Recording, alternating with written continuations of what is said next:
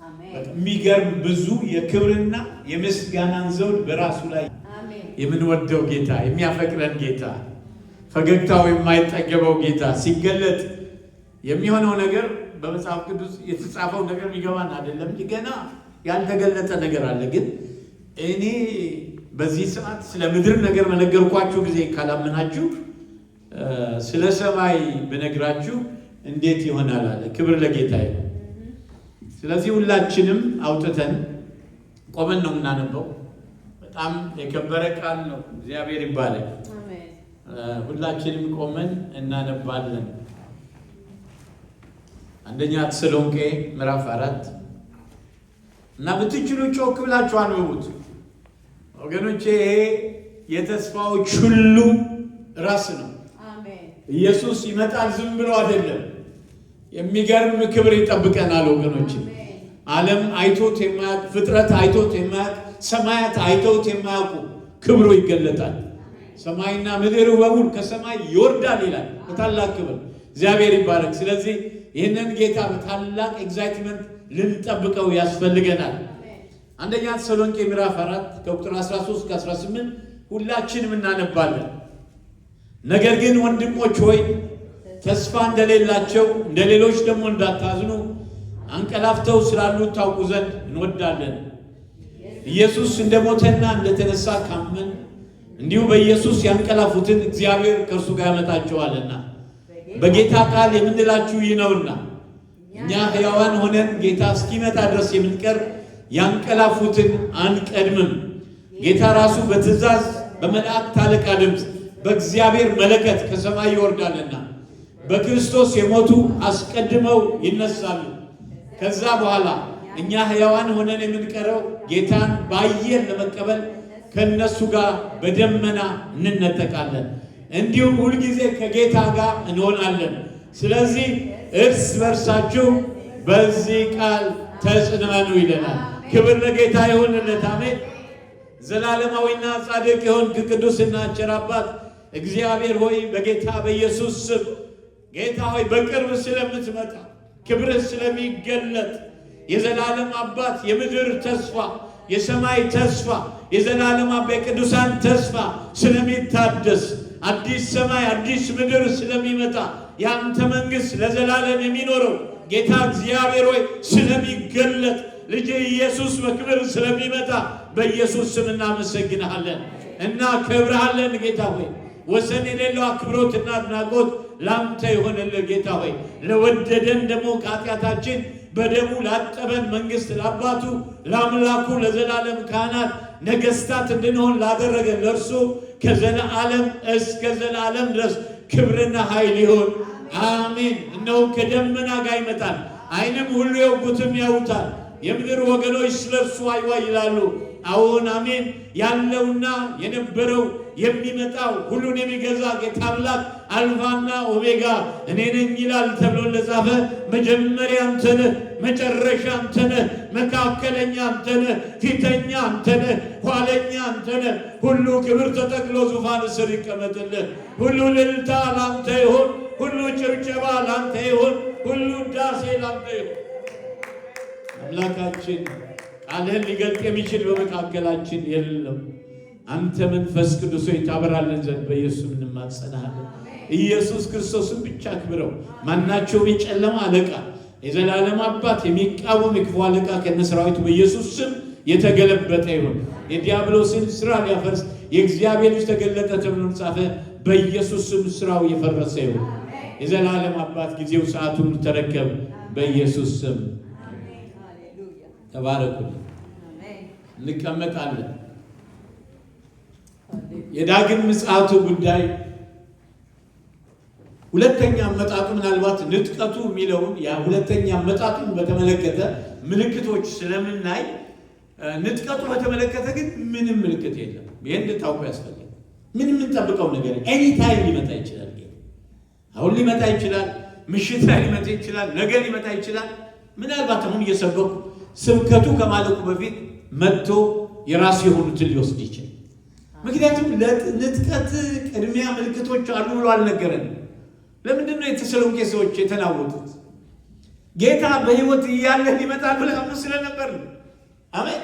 በሕይወት እያለን ይመጣል ይወስደናል ብለው ይጠብቁ ስለ ምክንያቱም ጌታ ቀጠሮ አልሰጠም። በዚህ ካልኩሌሽን፣ በዚህ ሰዓት፣ በዚህ ዘመን እመጣለሁ አላለም። ግን በቶሎ እመጣለሁ ነው ያለው። ክብር ለኢየሱስ ይሁን። እንዳውም ራእይ ላይ ሄጄ እላለሁ በቶሎ እመጣለሁ ነው ያለው። መቼ እንደሚመጣ ቀጠሮ አልሰጠም ጌታችን መድኃኒታችን። ግን እንዲህ ይላል በራእይ መጽሐፍ ላይ ዮሐንስ ራእይ መጽሐፍ ላይ እግዚአብሔር ቃል እንዲህ ይላል። ክብር ለጌታ ይሁን። እነሆ በቶሎ እመጣለሁ ነው ያለው ጌታ። ክብር ለኢየሱስ ይሁን።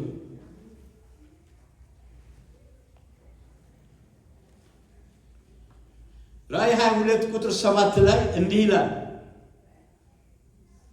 እነሆ በቶሎ እመጣለሁ። የዚህ መጽሐፍ ትንቢት ቃል የሚጠብቅ ብፁዕ ነው አለኝ። በቶሎ እመጣለሁ ነው ያለው። በቶሎ እመጣለሁ። ደስ የሚለው ነገር አለመናገሩ መልካም ነው። ምክንያቱም ይሄኔ ሰው ሁሉ በካልኩሌሽን ተጠምዶ ነው። አሁን አላቆመም። በእርግጥ ሰዎች ካልኩሌት እያደረጉ ነው ያደረጉ። በዚህ ጊዜ ይመጣል፣ በዚህ ጊዜ ጌታችን ይገለጣል የሚሉ አሉ። ያው መጽሐፍ ቅዱስ አዋቂዎች በቃ በጣም ጌታን የሚያገለግሉ ሰዎች ጌታ ግን ስለ ቀኑና ስለ ሰዓቱ በግልጽ አታውቁም ነው ያለው። ግን ተግታችሁ ጠብቁ። ክብር ለጌታ ይሁን። አንድ ሚስጥር ነገራችሁ በደንብ አዳምጡ። ከኛ ይልቅ ዓለም እያመነ እንደሆነ ታውቃላችሁ። ምክንያቱም ነግራችኋለሁ። ዓለም እግዚአብሔር የማያውቅ ዓለም ይሄ በቃ ሰይጣን የሚያመልከው ዓለምን እንኳን ሳይቀር እያመነ ነው ያለው። ምን እያደረጉ ናቸው? ሚኒት ሜን የሚባል ካሁን በፊት ይናገሩ ነበር። አሁን ደግሞ ኡፎ የሚባል ነገር አምጥተዋል። ድንገት የሚታዩ አላደል የሆኑ ፍጥረቶች አሉ በየቦታው። በዚህ ጊዜ ሊሆን ይችላል፣ ምንም አልደነቅም በሱ። ነገር ግን ይሄ ሁሉ ለማጭበርበር የተሰራ ነው። ይሄ ሁሉ ሁለተኛው የጌታ ኢየሱስ ክርስቶስን ዳግም ምጽአት ለማጭበርበር ለማሳሳት እየተደረገ ያለ ነው። ጌታ አይደለም የሚመጣው። ቢመጣም ደግሞ ጌታ ሳይሆን ከሌላ ሀገር ከሌላ ፕላኔት የመጡ ናቸው ለማለት ነው። አሁን በቅርብ ጊዜ ሄደችው አርትሜስ ነው የምትባለው። እሷ የሄደው ሰውዬ አንዱ በተለይ አንዱ ፓይለቱ ማለት ነው ምን አለ እንዴ ስለ ዩኒቨርስ ስታስብ ሆሎ እኮ ነው አለ። ባዶ ስፔስ ባዶ ብትጮህም አይሰማም። ምክንያቱም ምንም ኤር የለም፣ ምንም ነገር የለም። ጸጥ ያለ ቦታ ሆሎ ምንም ነገር የሌለበት የሚገርሙ ከዋክብቶች አሉበት፣ ቁጥር ስፍር የሌላቸው ጋላክሲዎች አሉበት። ብዙ ጊዜ በቃ አስበው ነበር በጨረቃ ላይ ለመኖር በማርስ ላይ ለመኖር። ወገኖች ጨረቃ ላይ ያለው ፍሌር ለአንድ ደቂቃ እንኳን መቆም አትችሉም። ሱት ለብሳችሁ። ለዚህ ነው ከ50 ዓመት ነው ከ60 ዓመት በኋላ አሁን የሄዱት የሚባለው። እንግዲህ የዛን ጊዜ መርገጣቸውን እግዚአብሔር ይወቀው። ብዙ አይነት እርገጦች አሉ። ጨረቃ ረግጠዋል ብሎ አያስብም። አሁን አትሊስት ደስ የሚለው እውነቱን ተናግረዋል። እነዚህ ሰዎች አልረገጡም፣ ግን ምን አድርገዋል? እዛ አካባቢ ዞረው። ግን ከባድ ነው።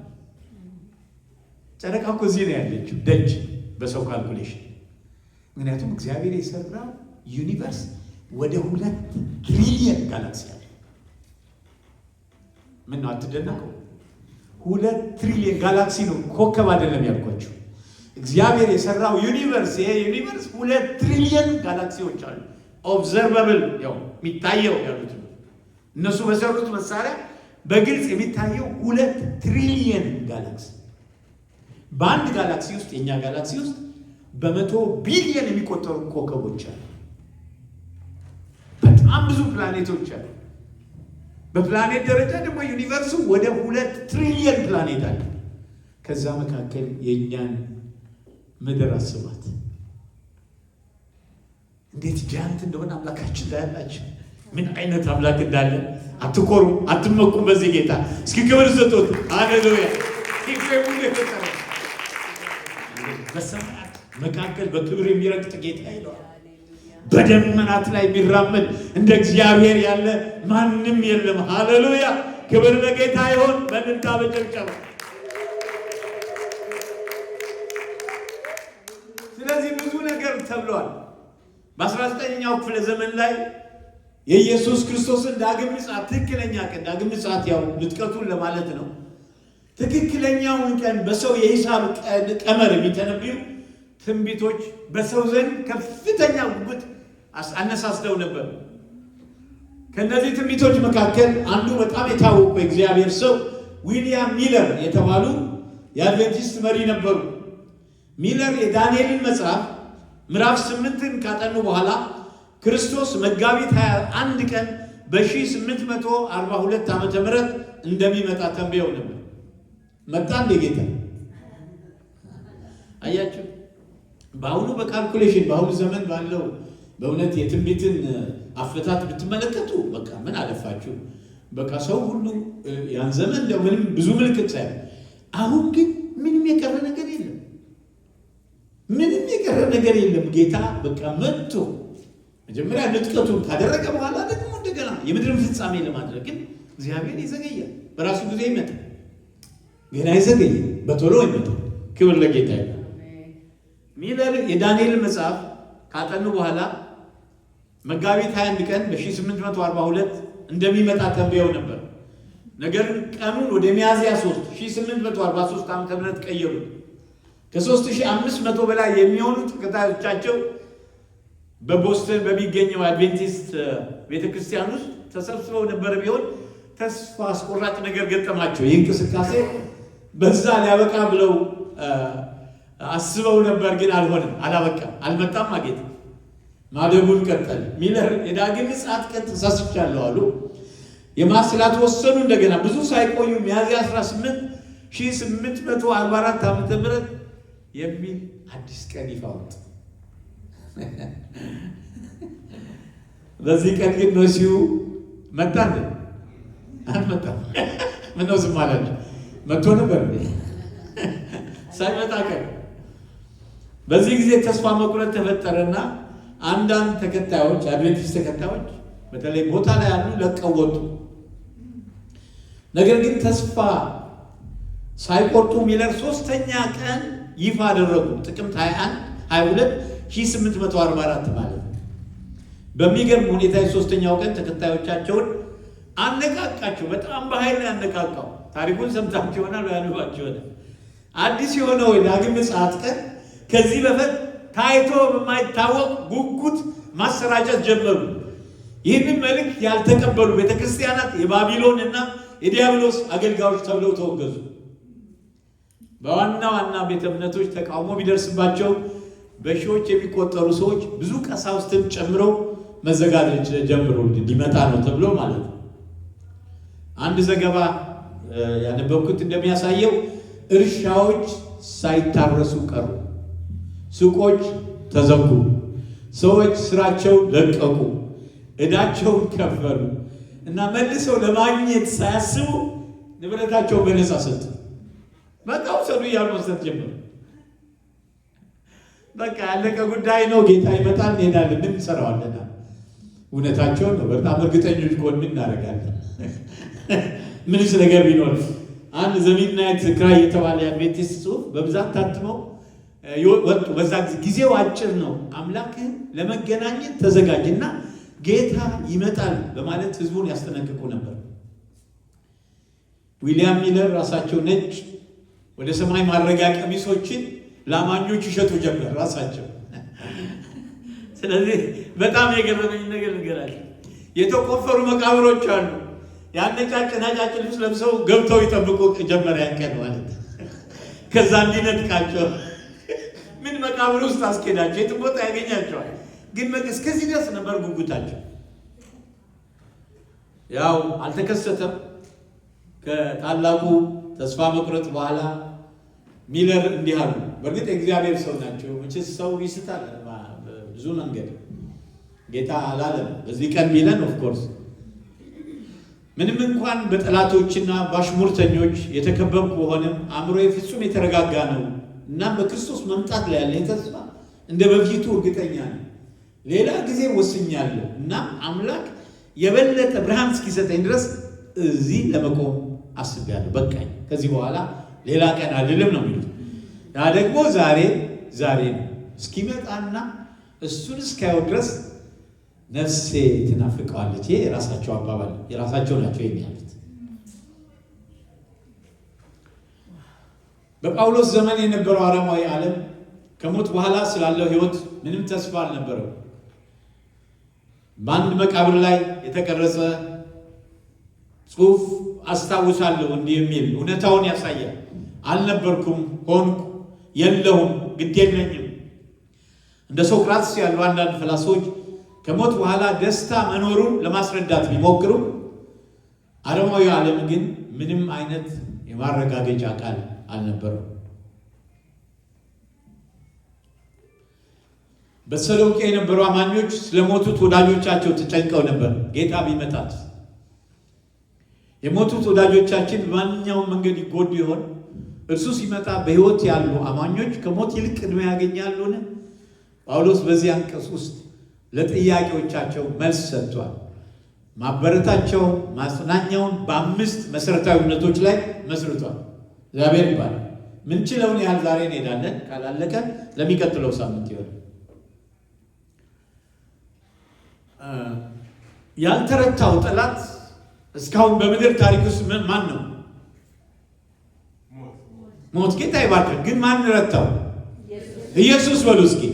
ክብር ለጌታ ስጡት። ሃሌሉያ። ማንም የሞተ ሰው በሙሉ የሞተ ሰው ተነስቶ እንኳን ቢሆን ተመልሶ ሞቶ፣ ኢየሱስ ግን በሦስተኛው ቀን የዛሬ 2000 ዓመት ሲነሳ ሞትና መውጊያውን ሰብሮ ሲኦልና ጉልበቱን ከንቱ አድርጎ ከሞት ተነሳ። አሜን ሃሌሉያ። የትንሣኤ አካል ለብሶ ነው የተነሳው። ለዚህ ነው የተቸገሩት። አካል የትንሣኤ አካል ነው የለበሰው። ያ የተነሳው ጌታ ለ40 ቀን በምድር ላይ ከቆየ በኋላ በ40ኛው ቀን ከ500 በላይ ምስክሮች ባሉበት አይኖቻቸው እያየ ወደ ሰማይ በክብር አረገ። ደመና ተቀበለችው። እልልታና ጭብጨባ ይሁንልን። አሁንም አክብሩት። ጌታ ነው ግን ትልቅ ተስፋ ነው ያለን። አይኖች እያዩ ጌታችን ወደ ሰማይ አረገ። የሚገርመው ነገር 2 መላእክት አጠገባቸው ቆሞ ይሄ ወደ ላይ ስትሄድ የሄደ ያያችሁት ኢየሱስ ሃሌሉያ፣ እንዲህ ያያችሁት ከሰማይ ይመለሳል። ክብር ለጌታ ይሁንልን። እልልታ ጭብጨባ፣ እልልታ ጭብጨባ። ብቸኛ ተስፋችን እሱ ነው።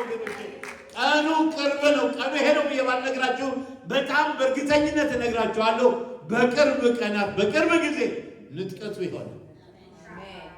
አሜን ትላላችሁ ወይ? ተስፋችን ጌታ ነው። ሃሌሉያ። ምን ጠብቀው ጌታ በክብር ይመለሳል። ክብር እልልታ ጭብጨባ ይሁንለት። ይመለሳል። ሃሌሉያ። በመጀመሪያ ደረጃ መገለጥ አለን እኛ። አንደኛው መሰረታዊ ፖይንት ነጥብ መሰረታዊ እውነት የእግዚአብሔር እውነት አለን። ስለ ንጥቀት ስንናገር ከእግዚአብሔር የተሰጠ መገለጥ አለን። ቅድም ያነበብነው አንደኛ ተሰሎንቄ 4 ከ13 ከ18 ባለው ማለት ነው። ሟች የሆነ ሰው ከመቃብር ባሻገር ዘልቆ ለልቡ ማረጋገጫና ሰላም እንዴት ሊያገኝ ይችላል? ከብሉይ ኪዳን ዘመን ጀምሮ እስከ ዛሬ ድረስ የሰው ልጅ ሞትንና ከሞት በላይ ያለውን ሕይወት እንቆቅልሽ ለመፍታት ሞክሯል። ፈላስፎች ስለ ነፍስ አለመሞት ወይም ኢሞርታሊቲ ጥያቄ ተሟግተዋል። መናፍስት ጠሪዎች ደግሞ ከሞቱት ጋር ለመገናኘት ጥረዋል። በዘመናዊ ዓለም ሳይንቲስቶች ሞተን ተነሳን የሚሉ ሰዎችን ተሞክሮ መርምረዋል። ከሞት በኋላ ስላለ ሕይወት ፍንጭ ለማግኘት ሚስጥራዊ ክስተቶችን አጥንተዋል። ጳውሎስ አንደኛ ተሰሎንቄ 4:15 ላይ በጌታ ቃል የምንላችሁ ይህ ነውና ይላል ብሎ ሲጽፍ ችግሩን ፈቶታል። እኛ ክርስቲያኖች ስለ ሞት ወይም ከሞት በኋላ ስላለ ሕይወት ልንጠራጠር አይገባንም። ምክንያቱም በእግዚአብሔር ቃል ውስጥ ከእሱ ዘንድ ከጌታ የተሰጠ መገለጥ አለ። ለመለኮታዊ መገለጥ የሰውን ግምት ልንተካ አያስፈልግም። ታውቃላችሁ፣ ኢሞርታሊቲ የሚሞተውን ሰው ኢሞርታል ለማድረግ እንዳይሞት ለማድረግ ብዙ ሪሰርች ተሰርቷል። አሁን ተስፋ ቆርጦ የተውት አይመስለኝም። ግን ብዙ ከበድ ያሉ ሪሰርቾች ያው በሚስጥር ማለት ሰው እንዳያውቁ ተደርጎ በናሳ ላይ ስፔስ ስቴሽን እየተሰራ ነው። አንዱ ውጤት የለው። ምክንያቱም ይሄ የተፈጠረው ዓለም እና የተፈጠረው የሰው ልጅ በማን ተፈጥሯል? ምን ነው ዝም አላችሁ? ኧረ ክብር ለጌታ ይሁን። አሜን። ሌሎች አማልክቶች ቢኖሩ ኖሮ ሌሎች መፍጠር ቢችሉ ኖሮ እስካሁን ይቆዩ ነበር በሰው ስልጣን እንትን። በቃ የሚገርማችሁ ነገር ኃጢአት ባለበት ሞት ነግሷል የሚለ እግዚአብሔር ቃል። ኃጢአተኛ መሞት አለበት፣ ግን ኃጢአት የሌለበት እግዚአብሔር ልጅ ኢየሱስ ግን ሃሌሉያ ሞት ይዘው ዘንድ አልቻለም። ክብር ለጌታ ይሁን። እልልታቸው ይጨባል። ሞት ይዘው ዘንድ አልቻለም። ሞት ስልጣን ያለው በኃጢአተኛ ነው። አሜን ትላላችሁ ወይ? በምድር ላይ የተፈጠረ ሰው በሙሉ ከመጀመሪያ እስከ መጨረሻ ሕፃን የለ ምን የለ አቦርተስ ሆነ በሙሉ ኃጢአተኛ ነው፣ በደሙ አለ። ነገር ግን ኢየሱስ ብቻ። ስለዚህ በሶስተኛው ቀን ምድር ኢየሱስን መጥፋት አለባት። ክብር ለጌታ ይሁንለት። ሃሌሉያ። የግድ ነው። በኃይል ነው በእርግጥ የተነሳው፣ ራሱን ኃይል ነው የተነሳው። አንድ ቦታ ላይ በአባቱ ክብር ይላል፣ በሌላ ቦታ ላይ በመንፈስ ቅዱስ አየለ፣ ሌላ ቦታ ላይ ደግሞ እኔ ነኝ ይላል ጌታ ራሱ። እኔ ነኝ ራሴን ያስነሳሁት። ምክንያቱም ሞት ስልጣን የለውም በጌታ በአምላካችን። እና ብዙ ደከሙ ናቸው። ለምን? ሀብታሞቹ ለዘላለም መኖር ይፈልጋሉ።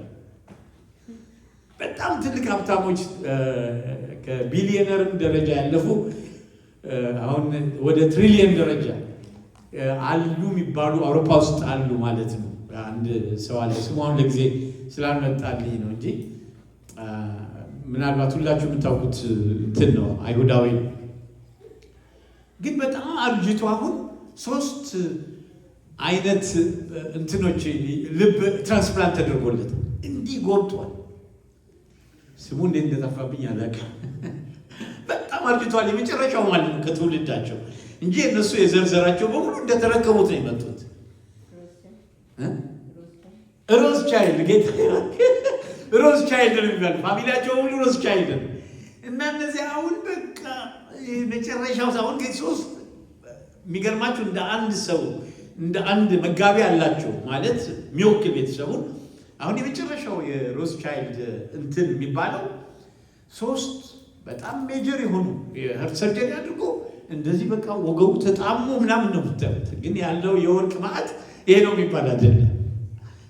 በጣም ሀብታም ሰው ግን ማንም ሊያተርፈው አይችልም። አሜን ትላላችሁ? በፍጹም ገንዘቡ ሊያድነው አይችልም። ስለ ሞትና ከሞት በኋላ ስላለ ሕይወት የሚናገረው መገለጥ በአንድ ጊዜ እንዳልተሰጠ ማስተዋል አስፈላጊ ነው። ብዙ መናፍቃን የመዝሙርና የመክብብ መጽሐፍ ጥቅሶችን በመጠቀም የተሳሳተ ትምህርታቸውን ለማረጋገጥ ይሞክራሉ። እነዚህ ጥቅሶች በመቃብር መጨረሻ እንደሆነ ነፍስ እስከ ትንሣኤ ድረስ እንደምትተኛ የሚያስተምሩ ይመስላሉ። ነገር ግን የእግዚአብሔር መገለጥ ደረጃ በደረጃ እያደገ የመጣ እንደሆነና በክርስቶስ መምጣት ሞትን በሻረውና ሕይወትን አለመጥፋትን በወንጌል ወደ ብርሃን ባመጣው ዘንድ ፍጻሜ ማግኘቱን ማስታወስ አለብን። ስለ ሞት የተሟላ መገለጥ ማግኘት ከፈለጋችሁ ወደ ክርስቶስና ወደ አዲስ ኪዳን ተመልከቱ።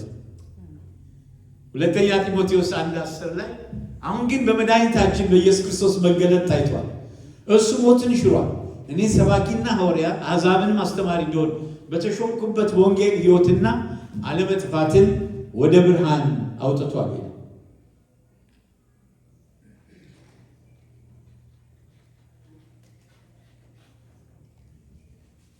እግዚአብሔር እኮ የቆመበት ስፔስ የለም። ሰማይን ፍጥረት ዓለሙን ሁሉ በእጆቹ ይዞ የሚመራ ነው። የት ነው ያለው? ከስፔስ በላይ ያለው ስፔስ የሚባለው ነገር አይዘው፣ ጊዜ አይዘው። ግን ከዘላለም የነበረው ጌታ ከጊዜ ውጭ ሆነው ከቦታ ውጭ ሆነው ጌታ በራሱ በሰራው ፍጥረት ዓለም መካከል ልክ እንደኛ እንዳንዱ ሆኖ መጣ። ክብር ለጌታ አሜን። ክብር ለኢየሱስ ይሁን። ያ ጌታ የሚገርም ነው። መጥቶ የሰራው ስራ የሚያስደንቅ እኔና እናንተን ከመከራ የሚያወጣ ስራ ሰራ። እግዚአብሔር ለጳውሎስ ስለ ትንሣኤና ስለ ክርስቶስ መመለስ ልዩ መገለጥ ሰጥቶታል። አንደኛ ቆሮንቶስ 15 ላይ እንዲህ ይላል። አንደኛ ቆሮንቶስ 51 እስከ 54 ያለውን እዚህም ላይ ይወጣል። እነሆ አንድ ሚስጥር ነግራችኋለሁ ይላል። ሁላችን አናንቀላፋ፣ ነገር ግን የኋለኛው መለከት ሲነፋ ሁላችን በድንገት በቅስበት ዓይን እንለወጣለን። አሜን። መለከት ይነፋልና ሙታንን የማይበሰብሱ ሆነው ይነሳሉ፣ እኛም እንለወጣለን። አሜን። ይህ የሚበሰብሰው የማይበሰብሰው ሊለብስ፣ ይህ የሚሞተው የማይሞተውን ሊለብስ ይገባዋል። ዳሩ ግን ይህ የሚበሰብሰው የማይበሰብሰውን ሲለብስ፣ ይህ የሚሞተው የማይሞተውን ሲለብስ፣ በዛን ጊዜ ሞት ድል በመነሳት ተዋጠ ተብሎ የተጻፈው ቃል ይፈጸማል። አሜን። ክብር ለጌታ ይሁን። የሙታን በኩር ማነው? ትንሣኤ በኩር ማን ነው? ኢየሱስ። ስለዚህ እኔና እናንተ ምንድን ነው የሚያሳየው? ሁላችንም ከሞት እንነሳለን ማለት። እስኪ ለጌታ ክብር እንነሳለን። ጌታችንን እናየዋለን። ውዱን አምላካችን እናየዋለን። በሰማያት በደመና የሚገለጠውን ጌታ እናየዋለን። ሰማይ ምድር የማይበቃውን ጌታ እናየዋለን። ፍጥረት ዓለሙ የሚሰግድለትን ጌታ እናየዋለን። ተራሮች ከፊቱ የሚሸሹለትን፣ ሃሌሉያ፣ ኮረብቶች በፊቱ የሚዘሉለትን ጌታ ዓይኖቻችን ያዩታል። ግርማዊ ንጉሠ ነገሥት ኢየሱስ፣ ሃሌሉያ። አንዱ ጌታ የሁሉ ጌታ ነው። ለሚጠሩት ባለጠጋ ነው። የጌታን ስም የሚጠራ ሁሉ ይድናል ተብሎ ተጻፈ። ጌታችንን ዓይኖቻችን ያዩታል። ሃሌሉያ። እልልታ፣ ጭብጨባ ይሁን ወገኖቼ። ከዚህ በላይ እግዚአብሔር የሚያደርግ ነገር ምንም ሊኖር አይችልም ወገኖች። ሰማይ ምድር እየዘመረለት እልል እያለ እያጨበጨበለት እልፍ አእላፍ መላእክት ታጅቦ ጌታ ይመጣል። ሃሌሉያ። ከሰማያት ይወርዳል። ሃሌሉያ። እውነት እውነት እላችኋለሁ ቃሌን የሚሰማ የላከኝን የሚያምን የዘላለም ሕይወት አለው፣ ከሞት ወደ ሕይወት ተሻገረ እንጂ ወደ ፍርድ አይመጣም። እውነት እላችኋለሁ ሙታን የእግዚአብሔር ልጅ ድምፅ የሚሰሙበት ሰዓት ይመጣል፣ እርሱም አሁን ነው። የሚሰሙት በሕይወት ይኖራሉ። በራሱ ሕይወት እንዳለው እንዲሁ ለወልድ ደግሞ በራሱ ሕይወት እንዲኖር ሰጥቶታልና የሰው ልጅ ስለሆነ ይፈርድ ዘንድ ስልጣን አለው። በመቃብር ያሉት ሁሉ ድምፁን የሚሰሙበት ሰዓት ይመጣል። መልካም ያደረጉ ለሕይወት ትንሣኤ፣ ክፉም ያደረጉ ለፍርድ ትንሣኤ ይወጣሉና በዚህ አታድንቁ ይላል። ሁለት ትንሣኤ እንዳለ ነው የሚናገር። አንደኛ የምን ትንሣኤ ነው የሚባል? አንደኛው ትንሣኤ ምንድን ነው? የሕይወት ትንሣኤ ነው። ሌላኛው ትንሣኤ የፍርድ ትንሣኤ ደግሞ አለ፣ ሁሉ ሰው የሚነሳበት ነው። ዮሐንስ 11 ሄዳችሁ ስትመለከቱ ማርታ ኢየሱስን ጌታ ሆይ አንተ በዚህ ኖረህ ብትሆን ወንድሜ ባልሞተም ነበር። አሁንም ከእግዚአብሔር የምትለምነውን ሁሉ እግዚአብሔር እንዲሰጥህ አውቃለሁ አለችው። ኢየሱስም ወንድምሽ ይነሳል አላት። ማርታም በመጨረሻው ቀን በትንሣኤ እንዲነሳ አውቃለሁ አለችው። ኢየሱስም ትንሣኤና ሕይወት እኔ ነኝ፣ የሚያምንብኝ ቢሞት እንኳን ሕያው ይሆናል። ሕያው የሆነ የሚያምንብኝ ሁሉ ለዘላለም አይሞትም። ይህን ታምኛለሽን አላት። እርሷም አዎን ጌታ ሆይ አንተ ወደ ዓለም የሚመጣው ክርስቶስ የእግዚአብሔር ልጅ እንደሆን እኔ አምናለሁ አለች። ሃሌሉያ። አሜን። ታምናላችሁ ወይ? ኢየሱስ ጌታ እንደሚመጣ። ሃሌሉያ። ዋጋ በእጁ ያለው ጌታ፣ ዋጋውን ለእያንዳንዳችን የሚሰጥ ጌታ፣ ብድራትን የሚከፍል ጌታ፣ በዙፋኑ ላይ ያለ ጌታ፣ ሃሌሉያ። ለተናገረው ቃል የሚቆም ጌታ። ከተነገሩ ትንቢቶች አንዳች ያልተፈጸመ የለም ከዚህ በስተቀር ከጌታ ዳግም ምጽአት። ስላወላለዱና ጌታችን በመጀመሪያ አመጣጡ ምን ያህል ትንቢት እንደተጻፈ ታውቃላችሁ? በብሉይ ኪዳን እንደው በደንብ እንድትሰሙ ይፈልግ። በብሉይ ኪዳን ጌታ ከመምጣቱ የመጀመሪያ አመጣጡ ማለት ነው 300 በላይ ትንቢቶች፣ ዲቴል የሆነ ትንቢቶች ስለ ኢየሱስ ተጽፈዋል። የት እንደሚወለድ፣ መቼ እንደሚወለድ፣ ከማን እንደሚወለድ፣ ከየትኛው ዘር እንደሚወለድ፣ በየትኛው ከተማ እንደሚወለድ ምን አለፋችሁ እያንዳንዱ ነገር በቃ ስለ ጌታ ከ300 በላይ ልብ በሉ። አንድ ማትማቲሻን እንዲህ ብሎ ተናገረ። በውልድ ሰሙ ይፈልጋል። 8ቱ በሰው ህይወት ውስጥ አለ። 8ቱ በሰው ህይወት ውስጥ ከጌታ ከተነገሩ ከ300 ሌላው እንድታውቁ ሊፈልጉ 300 በሙሉ በጌታ በኢየሱስ በመጀመሪያ መጣት ተፈጸሙ። 300 አጥንቱ ሁሉ እንደማይሰበር እያንዳንዱ እጆቹ እግሮቹ እንደሚቸነከሩ ጌታችን በነበረበት ጊዜ የመስቀል ሞት ነበረ እንዴ? የምታውቋላችሁ?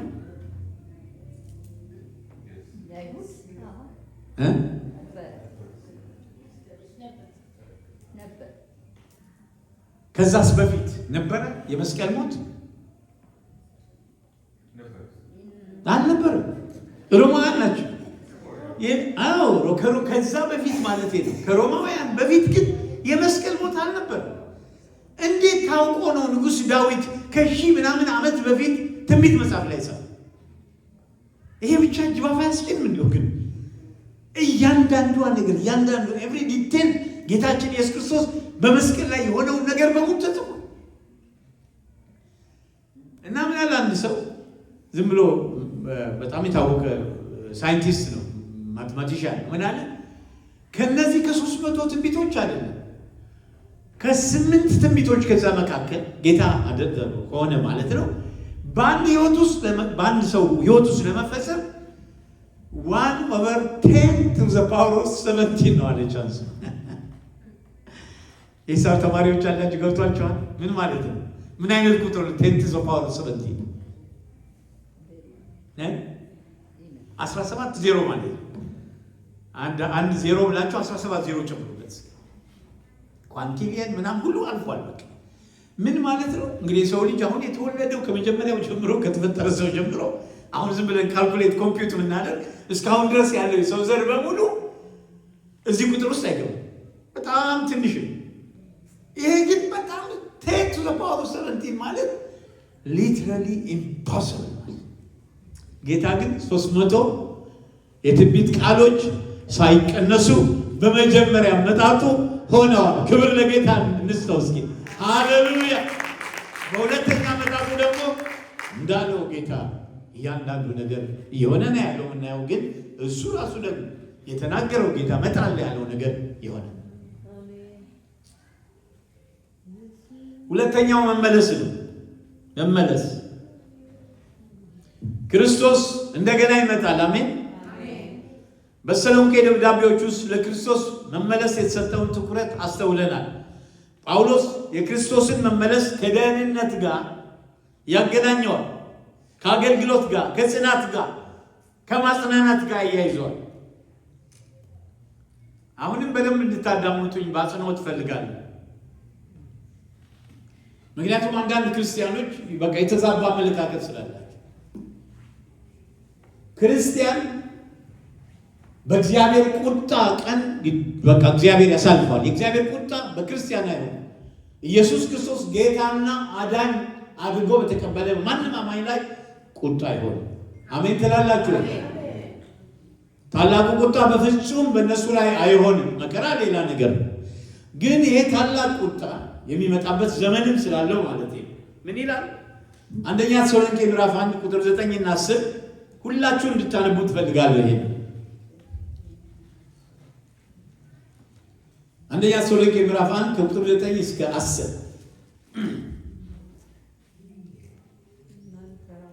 ሁላችሁ 1-3 ሁላችሁ ማንበብ። አይ እነርሱ ራሳቸው ብላችሁ 1-3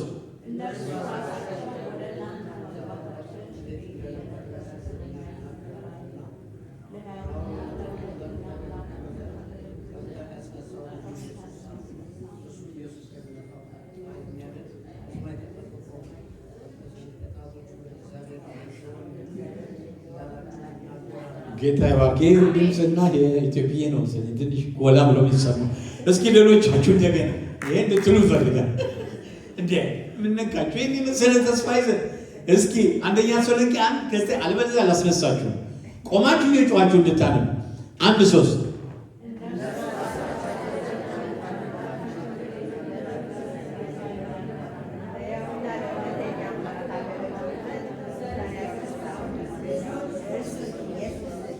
ጌታ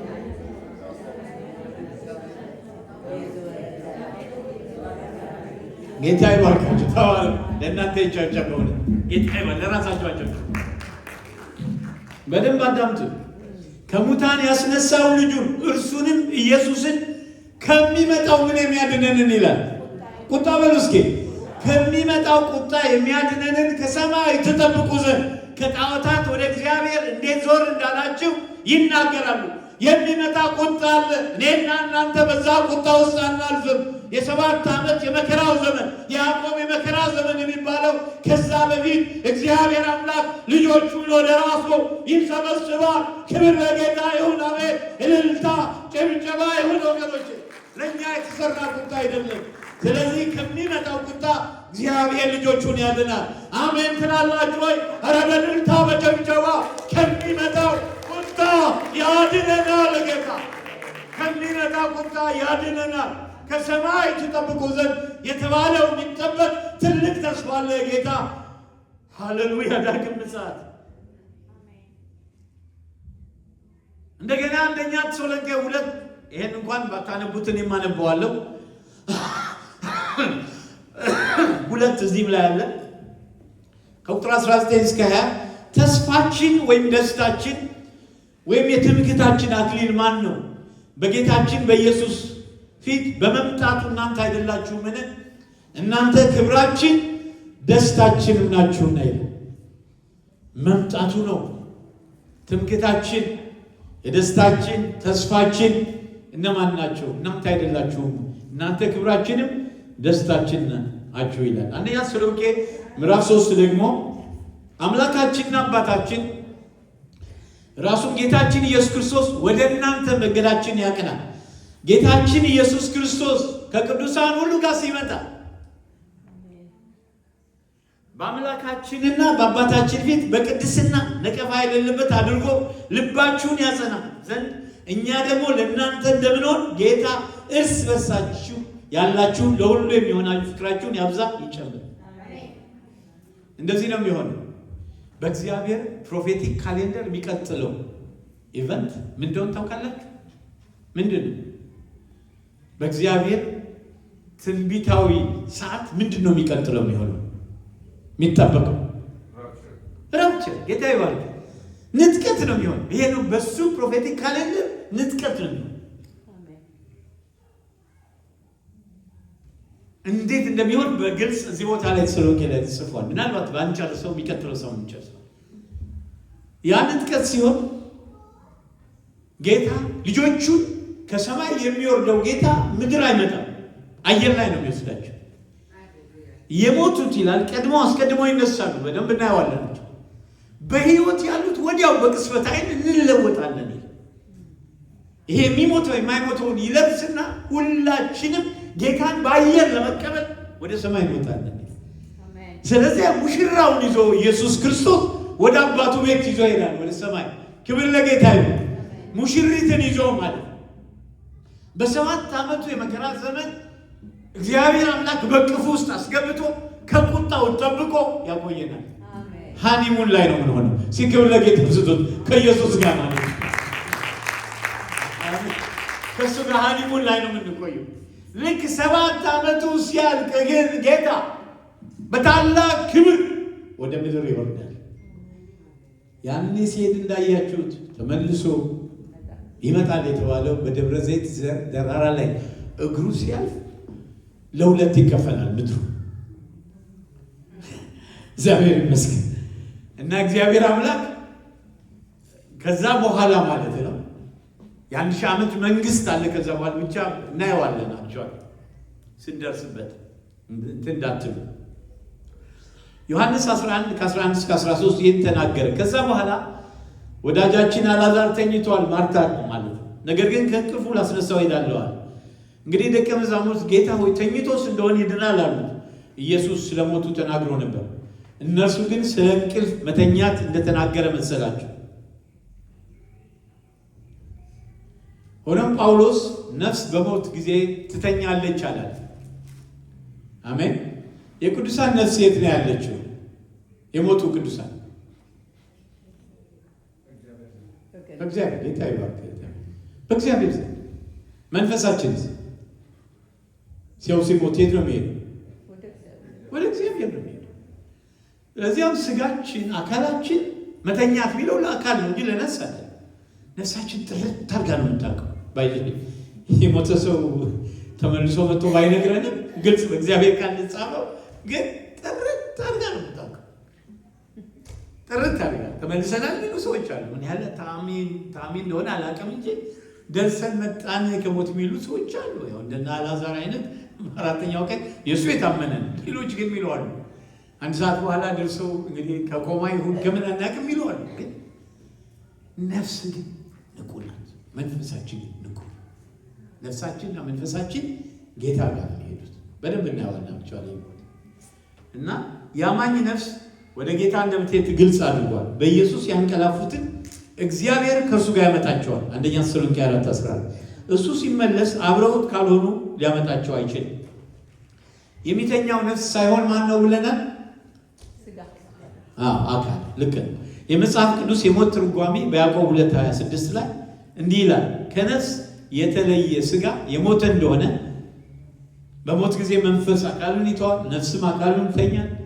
ከዛ በኋላ ያው እንደምታውቁት ስጋ እዚህ ያው በእንቅልፍ ላይ እንዳለ አይነት ነው የእግዚአብሔር ቃል የሚናገር። በኢየሱስ ክርስቶስ ካመነ ነፍሱና መንፈሱ ወደ ጌታ ይሄዳል፣ ከስጋ ተለይቶ በጌታ ዘንድ መኖር ይላል የእግዚአብሔር ቃል። በሁለተኛ ቆሮንቶስ 5:8 ላይ ታምነናል፣ ይልቁንም ከስጋ ተለይተን በስጋ መኖር በጌታም ዘንድ ማደር ደስ ይለናል ይላል። ክብር ለጌታ። አሜን።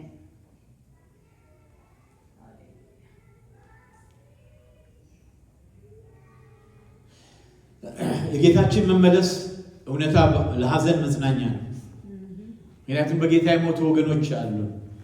በጌታ ሆነው የሞቱባችሁ ቤተሰቦች አላችሁ። እስኪ እጃችሁን አውጡ። በደንብ አውጡት እንጂ ምን ትፈራላችሁ? አባታቸው ጋር ነው ያሉት።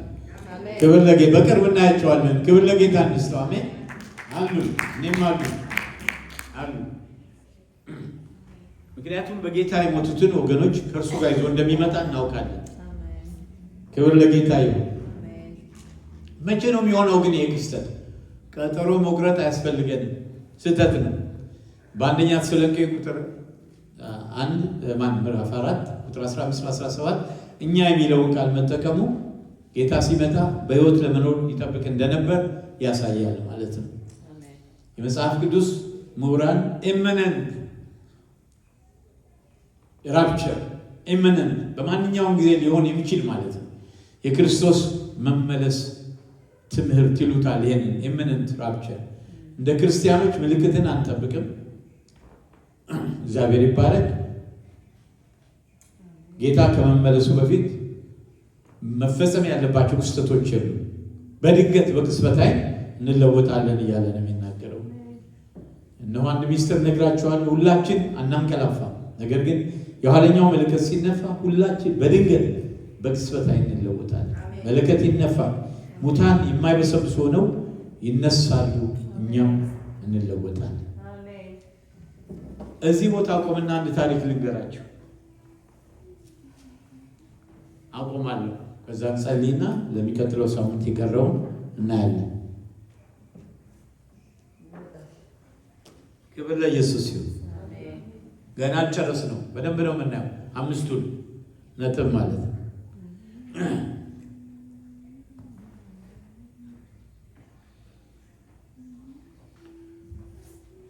ሃሮልድ ካምፔን ያው ንግስቴ በደንብ ነው የምታውቂያቸው። የፋሚሊ ሬዲዮ ሚሽን አይ ቲንክ እዛ ሰርተሻል። ሃሮልድ ካምፔን የሚያውቃቸው ተሸም ያውቃል። ሌላ የሚያውቃቸው የለም። ይኸውዬም እስኪ እጃችሁ ነው የምታውቋቸው። ፋሚሊ ሬዲዮ እንትን ይሉ የነበሩ ናቸው። ግን በጣም እንደጠበቁት ብዙ ያውቃቸዋል ብዬ ነበር። ብዙ ያውቃቸው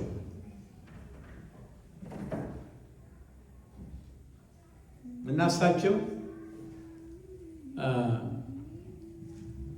እንዴት አደረጉ? ጌታ ኢየሱስ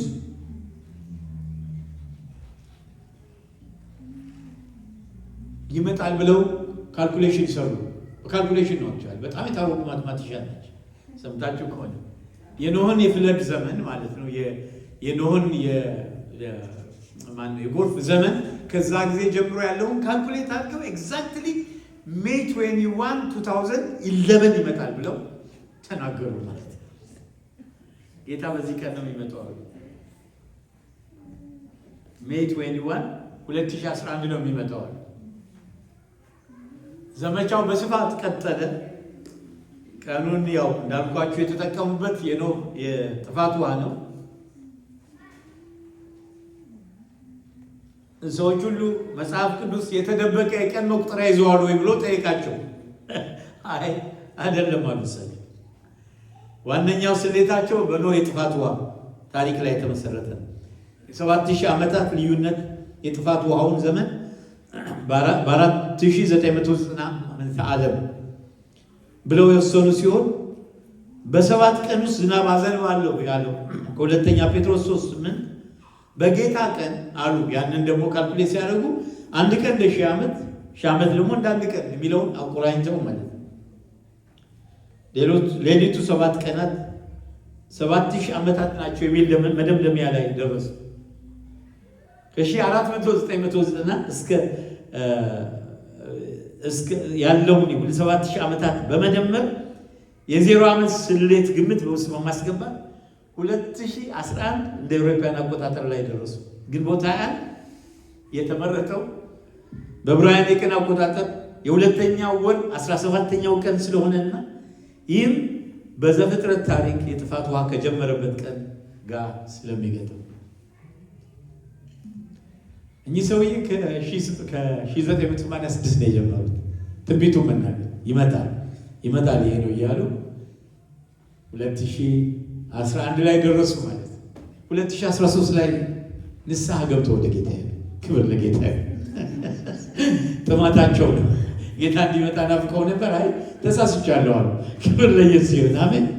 ለጌታ ክብር ይሁንለት። እስኪ በእልልታ በጭብጨባ እግዚአብሔር ይባርክ። ሁለተኛውንም አልጨረስነው፣ ግን እዚህ ጋር እናቆማለን። እንጸልያለን ወገኖች። አንድ ነገር እንጸልየው እንድጸልይ የሚፈልገው ከሁሉ በላይ ያ ናፍቆታችን እንዲመጣ ጌታ ጌታ የሚል ናፍቆት ውስጣችን እንዲገባ እንድናፍቀው ጌታ። ትናንትና አይ ቲንክ ማስቲነሽ እንደዛ ስትይ የነበረው የሆነ ቦታ ላይ ጸሎት ቤታችን መሰለኝ። ትናፍቁታላችሁ ጌታ። ስንት ሰው ነው ጌታ የሚናፍቅ? በውል ትወዱታላችሁ ጌታ? በቃ እኮ ሌላ ትእዛዝ እኮ አልሰጠንም። ውደዱኝ ነው ያለው። በቃ አይደል? በፍጹም ልባችሁ፣ በፍጹም ነፍሳችሁ፣ በፍጹም ኃይላችሁ አምላካችሁን እግዚአብሔርን ውደዱ ነው የሚል። አቤት!